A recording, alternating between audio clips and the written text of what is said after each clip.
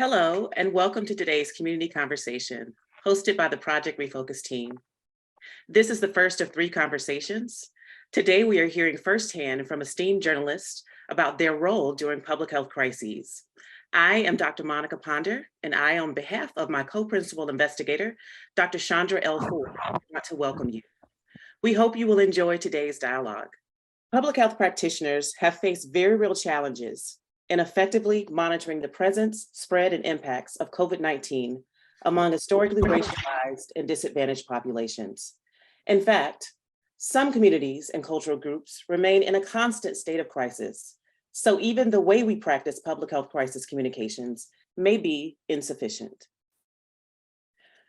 Project REFOCUS, which is co-led by teams at Howard University and UCLA's Center for the Study of Racism, Social Justice, and Health, and funded by the CDC and CDC Foundation, applies epidemiology and health communication to racism as a public health problem.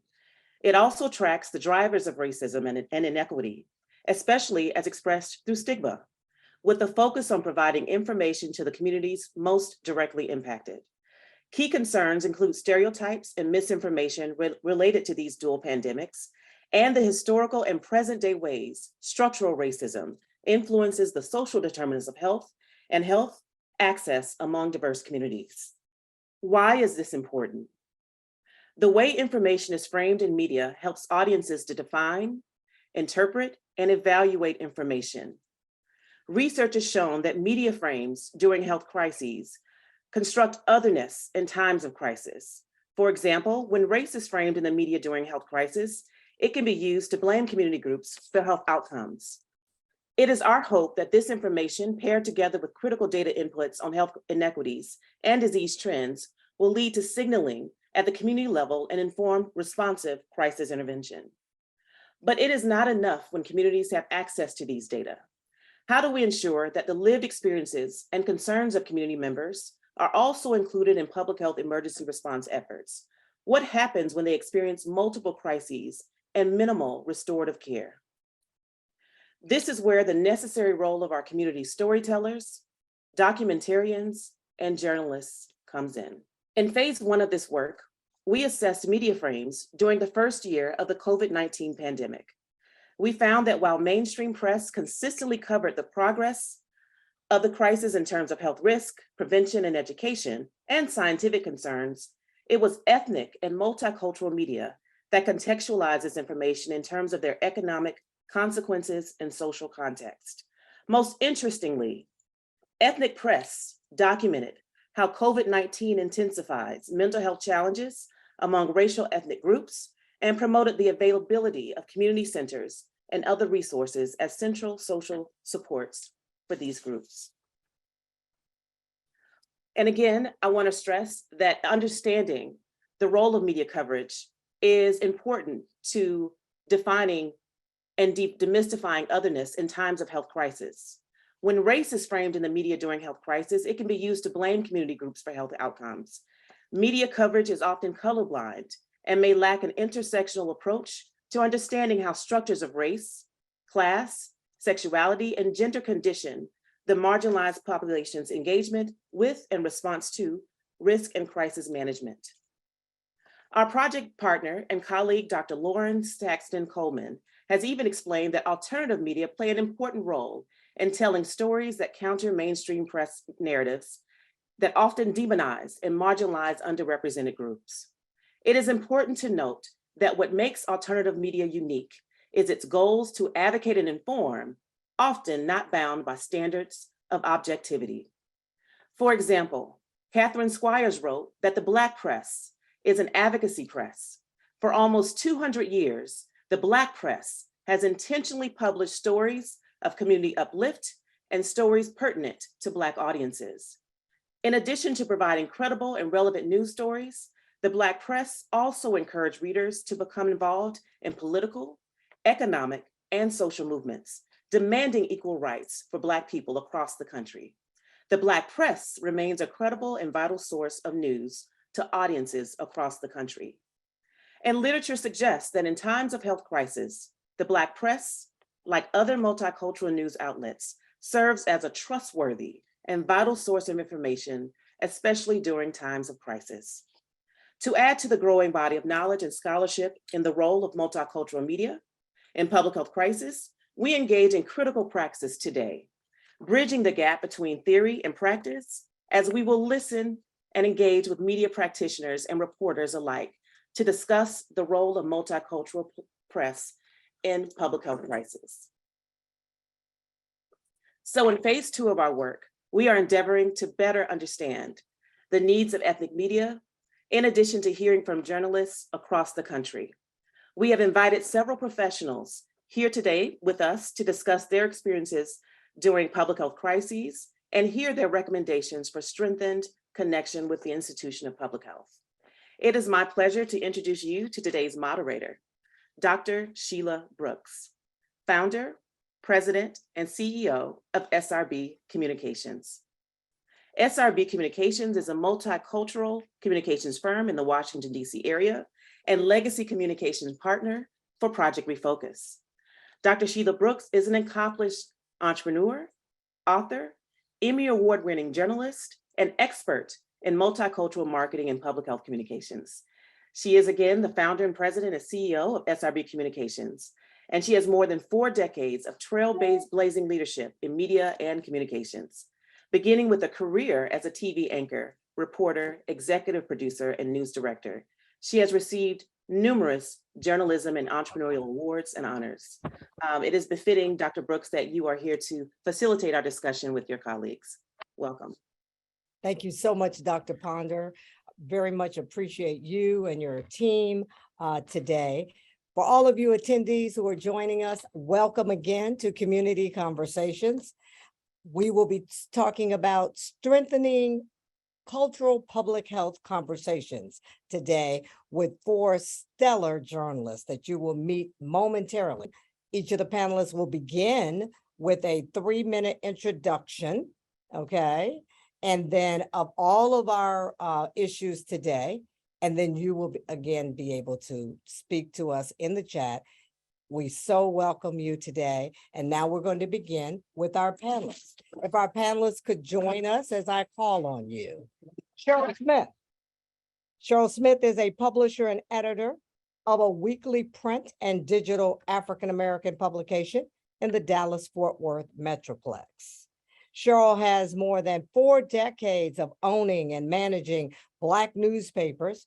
Previously, she was a talk show host of a long-time award-winning talk show in the Dallas area, and she has extensive career across media platforms and as a journalism professor. She's a longtime member of the National Association of Black Journalists, a former board member of that organization, and most recently, Cheryl was inducted into the NABJ Hall of Fame. Thank you for joining us, Cheryl. David Cordero Mercado is a multimedia and investigative journalist. David, please join us. He's been awarded several awards by the Puerto Rican Journalists Association and the Overseas Press Club, the Puerto Rico chapter.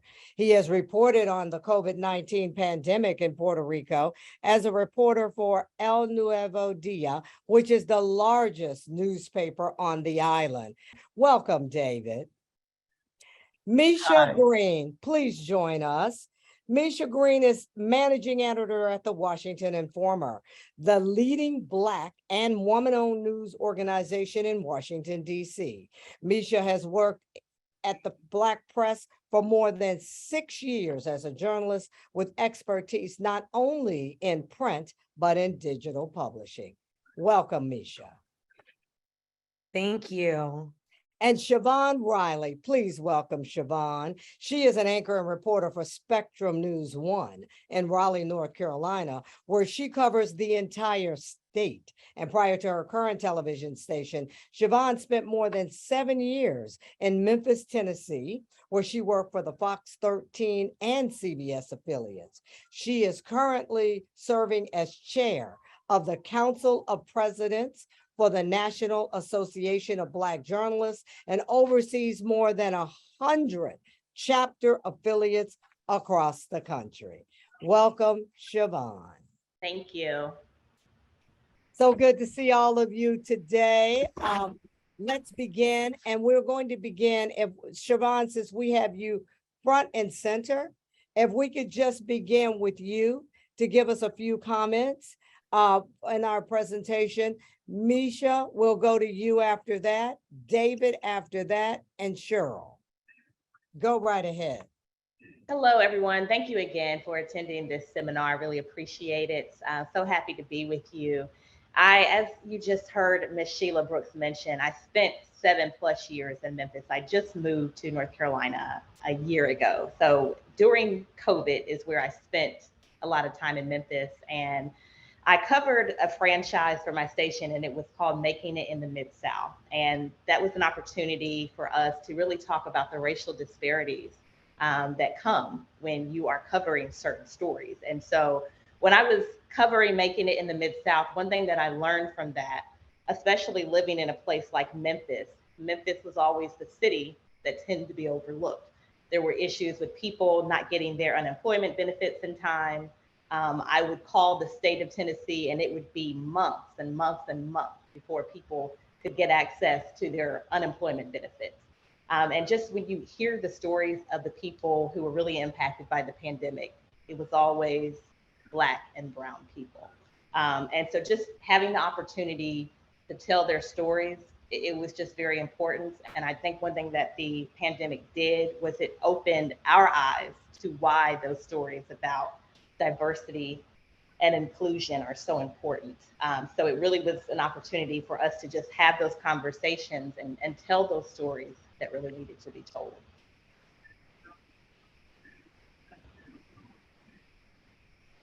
Thank you so much, Siobhan. Misha? Hello, everyone. Thank you again so much for having me today, Dr. Ponder and Dr. Brooks, who is my mentor and the reason why I continued in this crazy world called journalism. And Project Refocus, the work that you all are doing is just so incredibly important. So thank you for having all of us today for this conversation. I should say I'm new to the Washington Informer as managing editor, but as Dr. Brooks said, has worked in the Black press for quite some time and really appreciated the responsibility that we have as reporters in the Black press to tell stories for African-American people and really connect the dots. And so I guess I'll start a bit from the beginning. I'd never thought I would even be working in a print publication, much less covering some of the really important topics that I've been able to do so, including public health. When I first went into journalism, I started as a broadcast journalist and worked on a special project while in graduate school at the University of Maryland, specifically around public health. Now, let me tell you all, my undergraduate degree is in acting.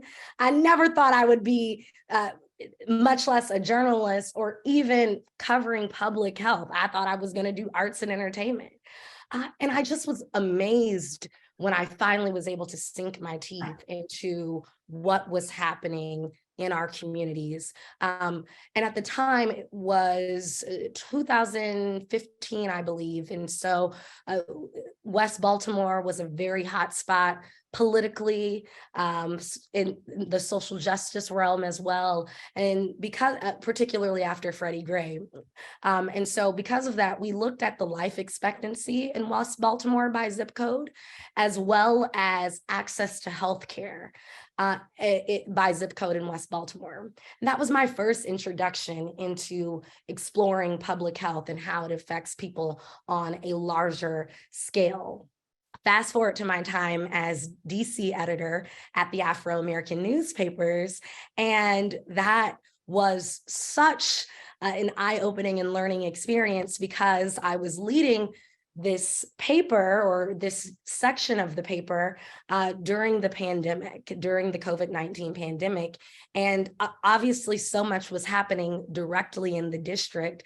However, there were so many unanswered questions, even by our public health officials, by our state officials and those giving press conferences every day that really couldn't give me the answers that I needed, I should say, for my community.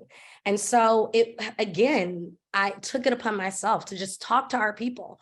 One of the first people who I knew had COVID-19, who was a Black man, in the first week, I got him on our Facebook Live and we just talked. And what I really am proud of is that in our coverage, we were able to say, we know that when white America gets a cold, Black America gets the flu. And so let's address all of these issues and challenges and really, no pun to Spectrum News, right? But really cover the full spectrum of what's happening. And so during the COVID-19 pandemic, we looked at food deserts, mental health, gun violence, why folks couldn't socially distance in their homes, in the Black community. And we addressed misconceptions. We talked about them in a way that folks really could air their grievances and hopefully have some answers in a way that would at least keep them safe during what was, we know, a very, very challenging time. So I've continued in that work as managing editor at The Informer, now really looking at public health overall, particularly in this sort of post-pandemic environment that we're in. And I'm thankful to be on this conversation. Thank you so much, Misha, David, and then Cheryl. Hi, thank you. Thank you for having me here. It's a pleasure for me to talk to you. And so to talk about my experience as a multicultural journalist, I first want to talk about the political, social, and racial context in Puerto Rico. Puerto Rico is a country colony, first colonized by Spain and then by the United States, with just over 3.2 million residents, where 98% identify themselves as Hispanic or Latino, according to the census data. This data places practically the entire Puerto Rican population within a minority group within the United States, despite the fact that this group is made up of more than 62 million people. But in addition to this perspective from the outside, we have to talk about the perspective from within and the intersection that the Puerto Rican population has. Despite the multiracial and multicultural context that define us, 51% of the population perceive itself as white. Only 16.9% defines itself under the category of two or more races, and 10% as Black, despite the influence, genotypic and cultural characteristic of our Black ancestors, and despite our Caribbean Taino ancestors. So this context and this discussion also reminds me of a very dear friend who always emphasized that it's not just about not being racist, but we must also have to be anti-racist, which means having the ability to identify those instances in which there is anti-Black racism, for example. So as a multicultural and multiracial journalist, it is not enough for me not to be racist, but we have to be anti-racist and have that ability of identifying those instances of racism and pointing out through our journalistic coverage. The anti-racist lens helped me, for example, and other colleagues and groups in Puerto Rico to identify racist context within one of the first publicity campaigns of the Puerto Rico Department of Health in prevent infections during the COVID-19 pandemic. It was early May 2020, and only 2 months has passed since the declaration of the pandemic.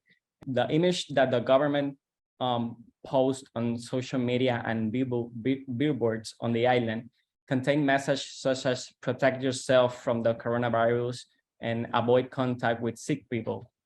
In that image, the figure representing the sick person is Black, and the figure representing healthy people are white. So without acknowledging the error, the Department of Health withdrew the image, arguing that its intention was not to offend any person, and that the variety of arts intends to serve and represent all sectors of the population. So cultivating the anti-racist lens as multicultural and multiracial journalists also help us to identify other intersection and instance of racism.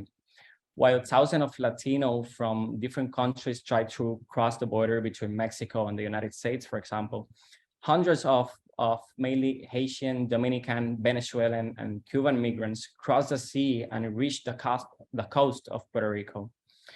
During the COVID-19 pandemic, taking this health crisis as an example, it has also been key to address how the consequence of the pandemic directly affect this population, particularly those without regular immigration status, and how the public health practitioner responds to those consequences. One of the main challenges we face in Puerto Rico when developing stories related to minority or his historically underserved groups is a lack of statistic and demographic data collection, and that includes data related to health issues. The periodic collection and updating of this information is key. And in the absence of official sources, it is also our responsibility to investigate and find ways to produce this data to make visible and challenge the presence of racial stereotypes and support community empowerment. Thank you.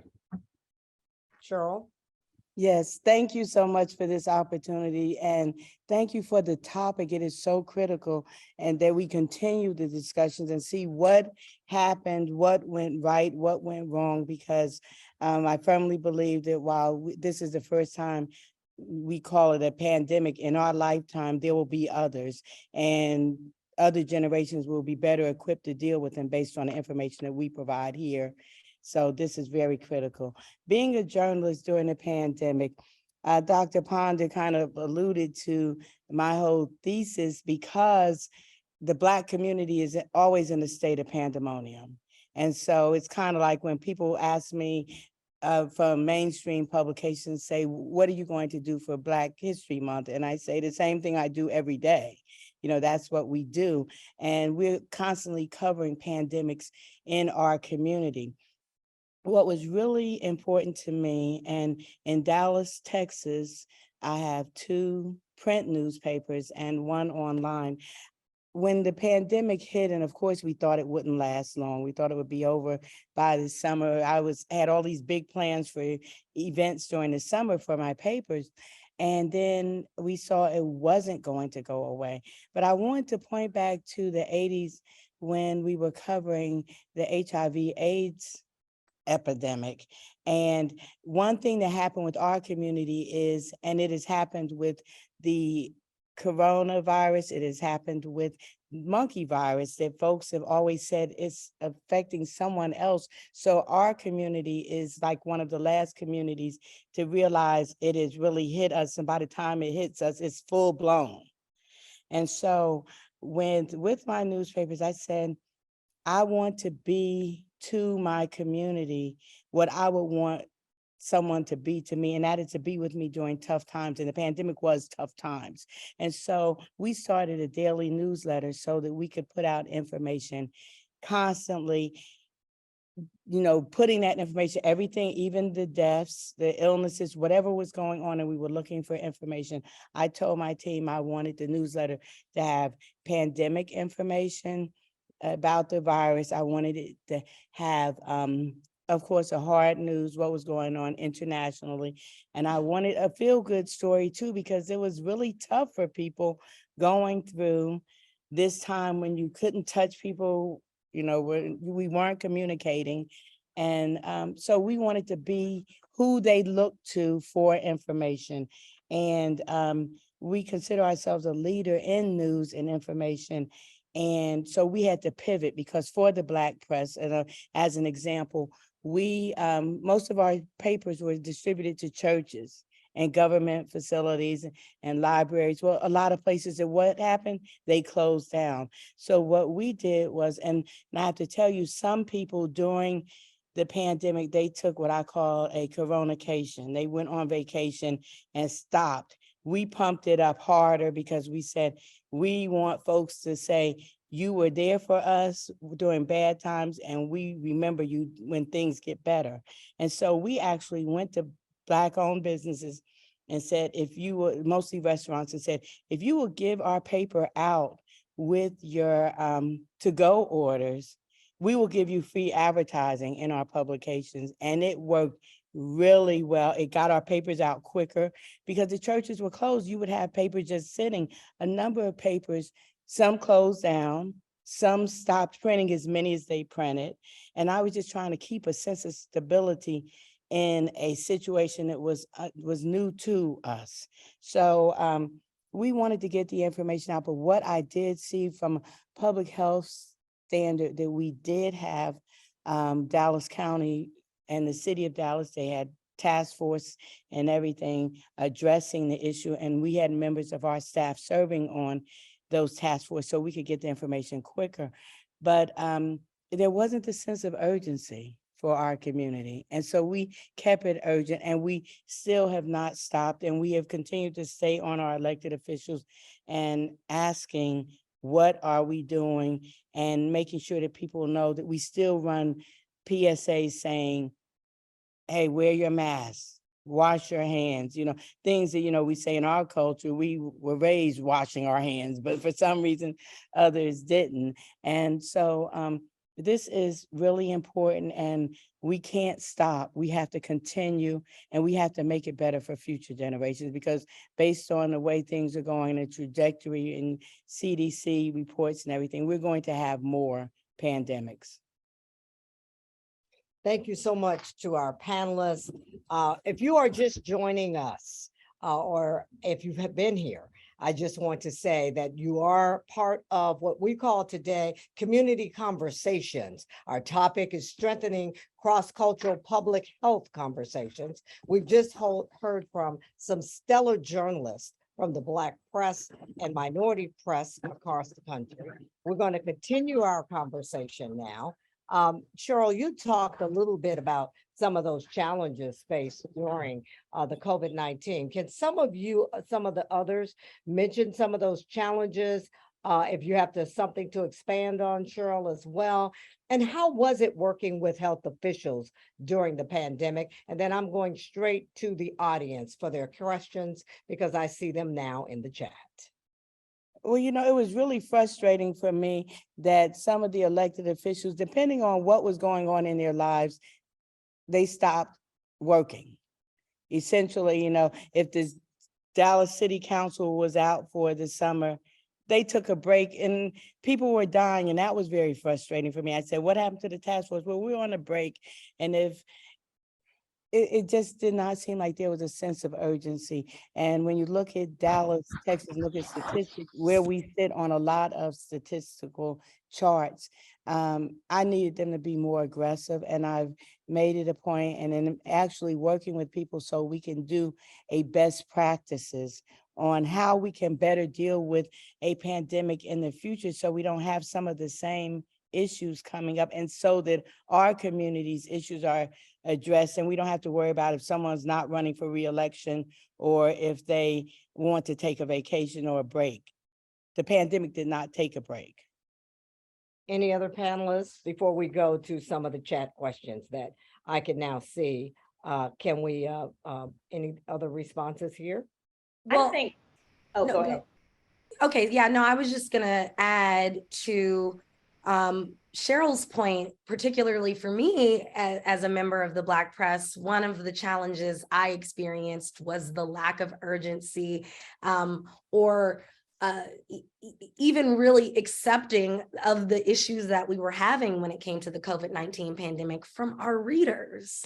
We would be having lives with amazing, doctors and folks who had had COVID-19, and we would get comments like, this is propaganda, you all are spreading this misinformation. Why are they're inputting devices into our arms with this vaccine? And so from the very beginning, one thing that I took very seriously as DC editor at the time of the Afro was, we have to really just talk to our community and meet them where they are. Of course, we know that there's been a long-standing mistrust with the Black community when it comes to health professionals, and there's no blame in that. But in this case, we were also the ones dying, at least in the district, at just completely tragic numbers. It was a case where I understand you all don't trust things, but we have to keep us safe. We're all we have.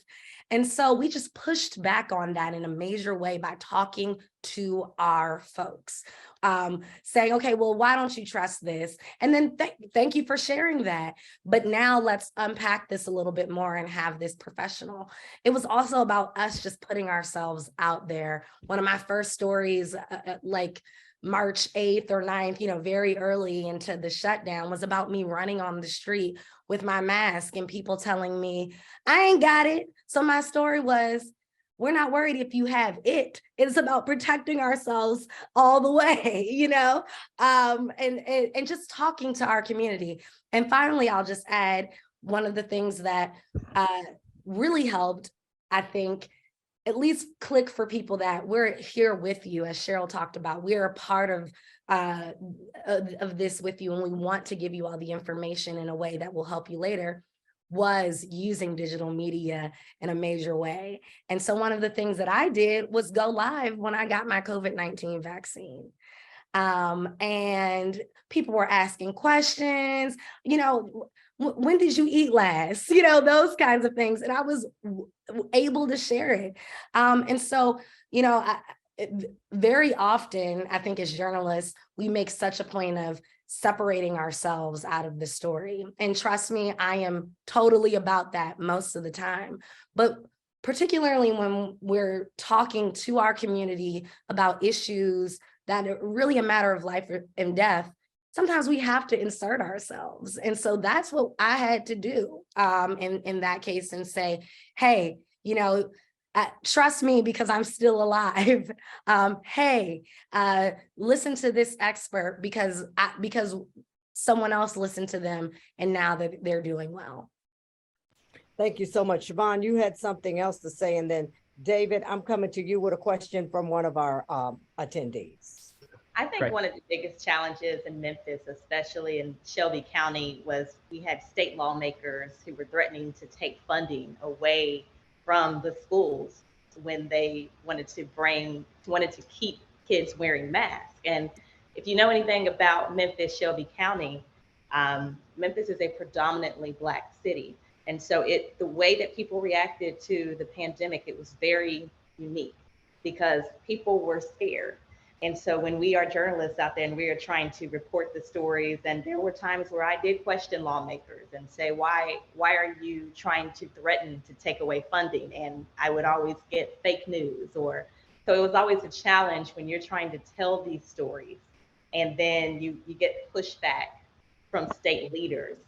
And I'm going into the hospital, talking to parents whose kids are on their deathbed, or talking to people who lost their loved ones. And so it's just challenging when you're trying to tell those stories, and then you have to kind of face people who are saying, don't wear masks. And then another challenge too was because Tennessee, where in Memphis, on one side, about 5 minutes, one direction is Arkansas, and 5 minutes another direction is Mississippi. And so folks in Mississippi, they weren't wearing their masks. Some were not, they were going to school and they didn't want to wear their masks. But a lot of people from Mississippi were coming to Tennessee, to the Memphis area. So it really did create a lot of confusion at times and a lot of questions. Thank you so much, Siobhan. David, this question is specifically to you. When it comes to Latino populations, how did you notice the health conversations evolve pre-pandemic versus now? And were there areas that we still need improvement in when we talk about the cultural side of the stories, so that we can really fully understand and offer some solutions? Okay, thank you for the question. So pre-pandemic, I guess for Latino and most of the population, we have any or very little conscious about what was about to live in the middle of a pandemic, and how we can confront that situation. So right now, I think we have more conscious of that, And we also have more conscious after pandemic and during the pandemic about the effects and or how the pandemic affect every community. And we think about that, we talk about that, and we cover that. But what we can do to make it better, I think we need to have more presence in a very local level.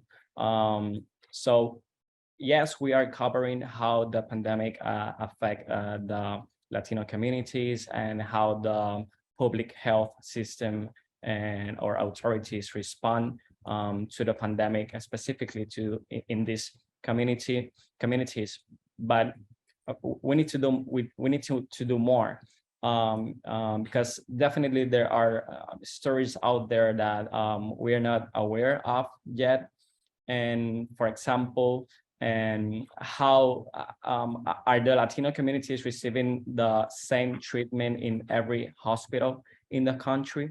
On the private health system and the hospitals, for example, the pandemic give them at the same time the authority to put the patients in separate rooms where any family, anybody can see how they are being treatment in there. And I see stories here in Puerto Rico about situation of bad treatment inside hospital, and the families outside trying to get help to know how are their families. So that is example of what we can do better as a journalist covering in a very local place, and also asking the public health authorities to respond to this situation, to attend this situation. And thank you so much, David. Yeah. Thank you so much. If you are just joining us, you are joining our conversation titled Strengthening Cross-Cultural Public Health Conversations. We are joined here by some stellar journalists from across the country, from the Black press, from minority press, and we are talking specifically about the twin pandemic, COVID-19, and what they needed as journalists from the public health officials, as well as practitioners and others about the COVID-19 pandemic. We're going to take some other questions here. This is a very rich, robust conversation. I really appreciate everyone for putting your questions in the chat if you have questions. There have been two questions I want to address real quickly before I go to the next question, and that is, will this conversation be available? It will be. The recording will be available on the website, projectrefocus.com. You will get that. There was also other questions. Can you follow this conversation along the way? And yes, you can follow the conversation. We put all that information in the chat. Please note the chat so you can have those questions answered. So let's keep this conversation going via Twitter using hashtag Project Refocus. And we will talk about some other public health issues as we are listening in.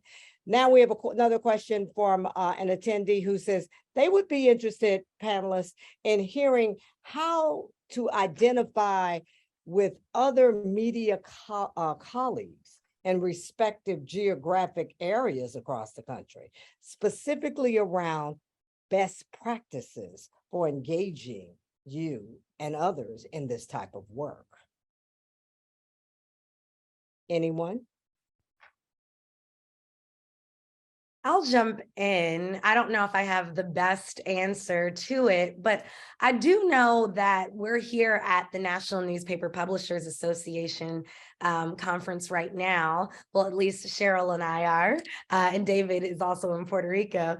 And so, but we've been learning over the past couple hours today about the importance of collaboration and how we're able to use one another's resources and coverage as a way to not only help us in our respective markets understand some of the things that we should be doing, but also to collaborate in ways for funding and partnerships and things like that.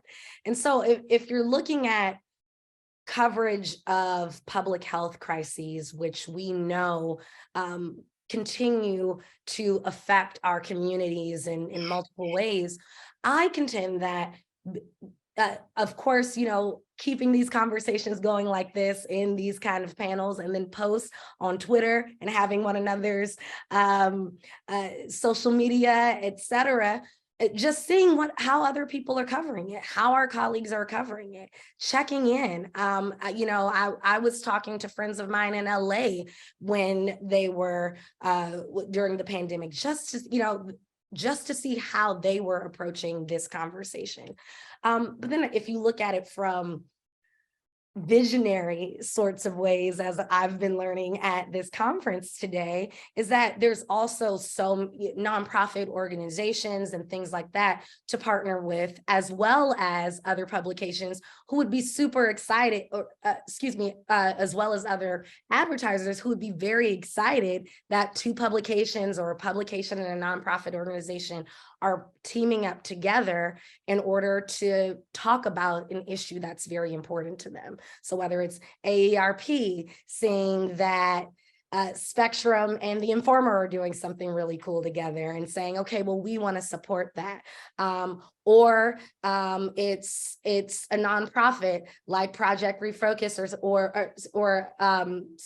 it's organizations like Project REFOCUS or nonprofits that are saying, hey, you all are doing this work. I really like that Cheryl and Siobhan are in this. Why don't we come up with this great initiative to make sure that these issues are talked about? So collaboration is key, and it's some ways just hanging out with your friends on social media, your colleagues on social media, and checking in with what they're doing. But it's also thinking of visionary ways in order to inform all of our communities and elevate all of our platforms. Panelists, any other comments before I go to the next question? Well, I just like the word that Misha used, visionary, because that's what it takes. And we have to get out of our comfort zone. It's interesting, during the pandemic, a lot of people had to work from home. And now that we have recovered a little, there are folks who still want to work at home. You have to be out in the streets. You have to be on websites. You have to be engaged with folks. And I'm really big on the collaborations. And we actually, Texas Metro News has a collaboration with the Dallas Morning News. And in our meetings together, one of the then editors said, this is where our focus needs to be. We need to be looking at the stories, going and getting the stories that will help educate and help people, who say, oh, I don't want to get. I heard people who never probably said Tuskegee in their life, but when it came time to ask them to get a vaccine, they want to give me a history lesson on Tuskegee. So guess what? We gave our readers a history lesson on Tuskegee. And that's what we have to do to educate them. But the collaborations are really big on a number of fronts. We had the National Association of Black Journalists was giving out grants for work on COVID.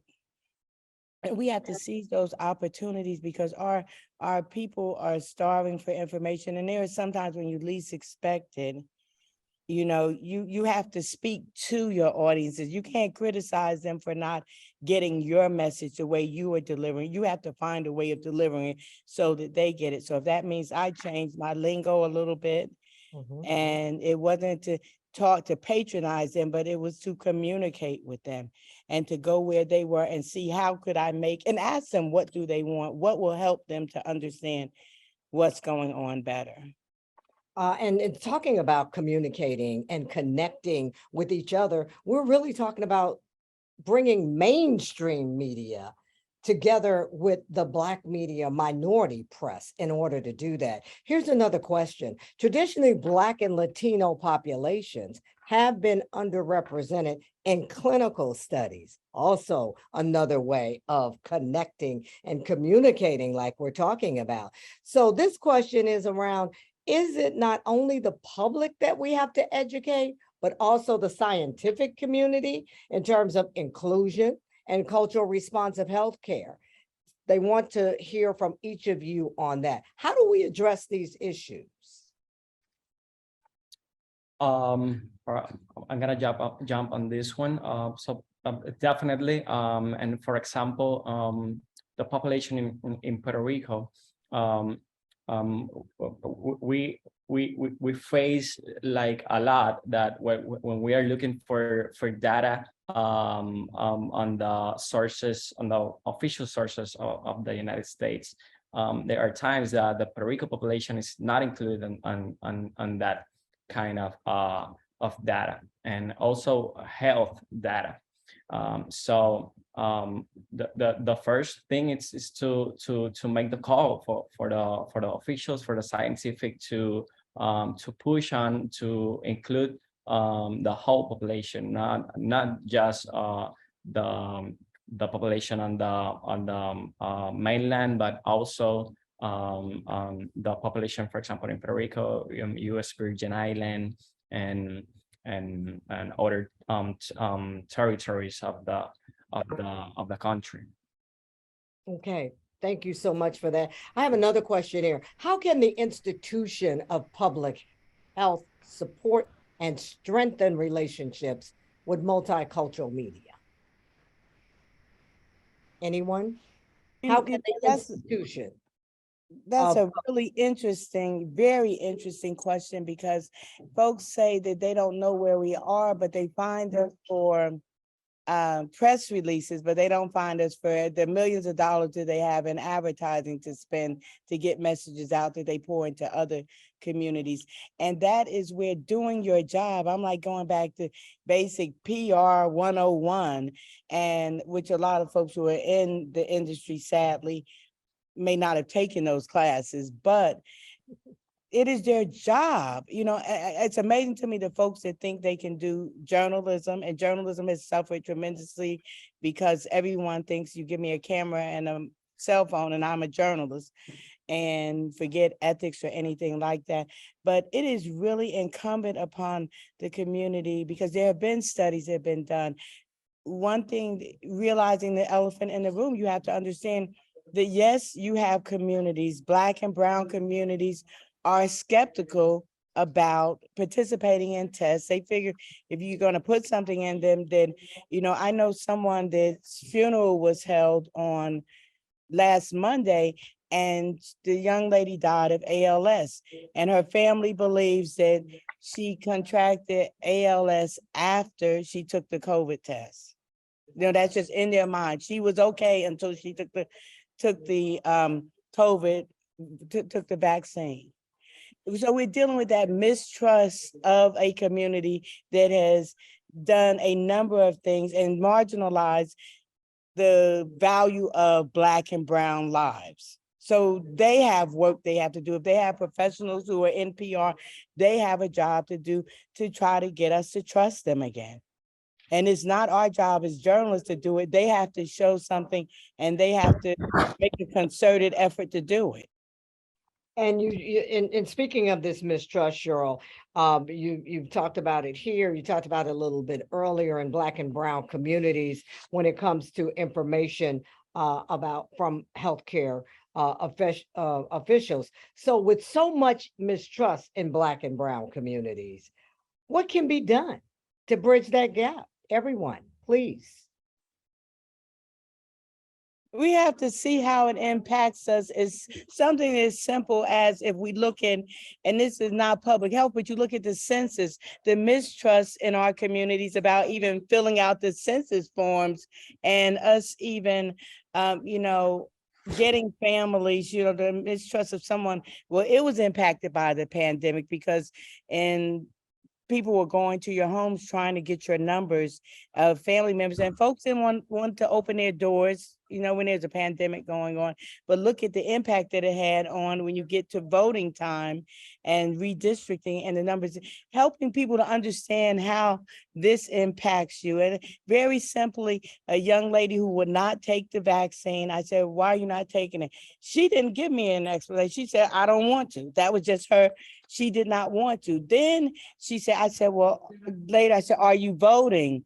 And I'm sorry, I asked her about voting. She said, no, I'm not voting. I said, why are you not voting? And she said, well, I just don't want to. I said, well, let me explain something to you.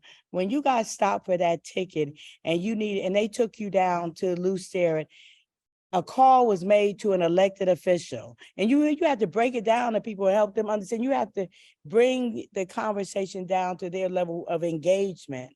And that's what we have to do. We aren't talking. It's like talking to the young men and telling them to pull their pants up because you're not going to get a job.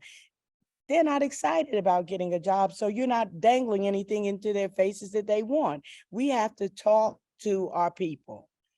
And unfortunately, the pandemic is not helping us do that because people talk less since the pandemic. Absolutely, absolutely. And someone else, did you have something, Siobhan? Go ahead. Yes, I was just going to say, I think that's why it's so important to have these conversations. And one thing that's positive that really came out of the pandemic, it opened the doors for more stories about diversity and inclusion.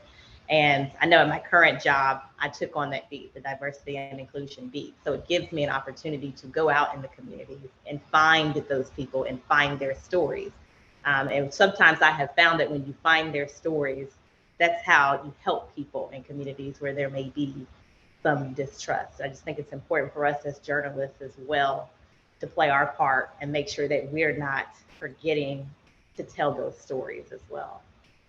And I just wanted to add to that, because Siobhan, you and I are right on it in terms of our finding the story, but I'm just going to add listening, right? Because I think that we often get so caught up in the story that we hope to tell, right? Or that we pitched because we had this great story.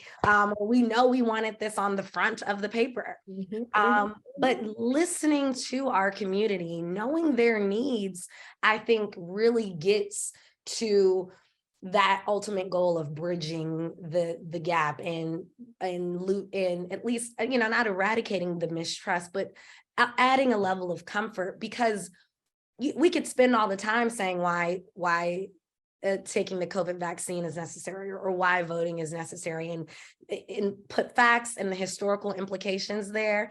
But until we know the real story behind why these folks, as Cheryl asked when the girl just said she didn't want to, but why don't they want to, right? Why don't they want to vote? Why don't they want to get the vaccine? And when we really, it's sometimes talking to somebody for 30 minutes or an hour or two before you get that nugget, that really is the true story.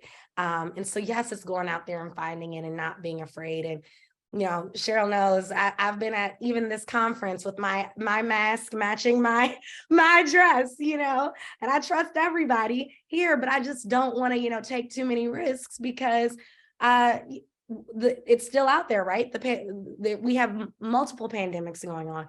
But I'm still going out there and finding the stories. I'm talking to the people in the community and I'm really listening. Okay, thank you. Thank you so much, Misha. We do have to wrap up. We only have a few minutes left. So can I get all of the panelists to answer this final question?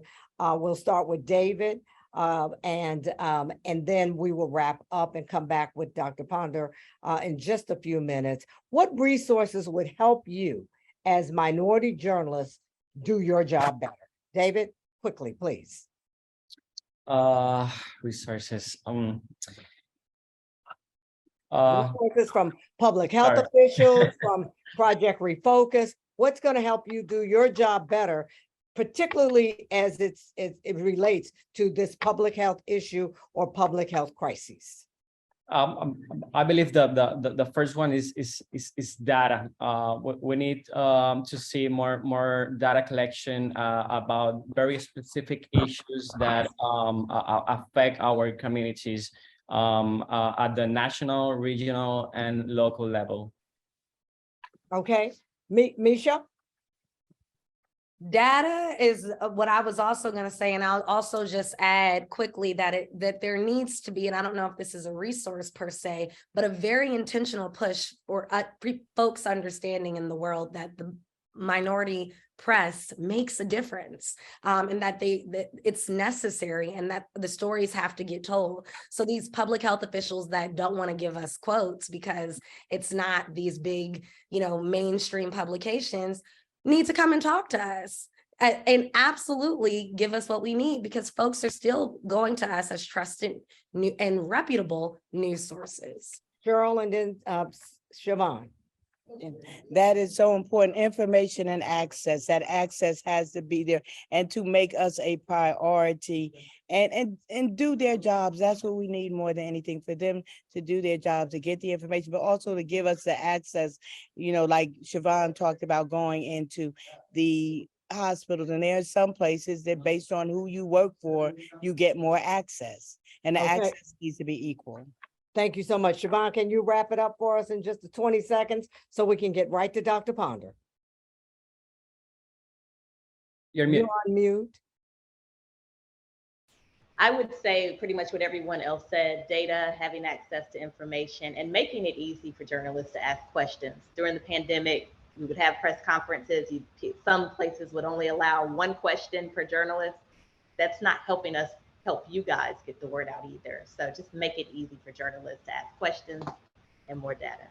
Dr. I just want to add really fast. And when we talk about access to information, but also to places, for example, on hospitals and information that have the health insurance companies, we need access to that information.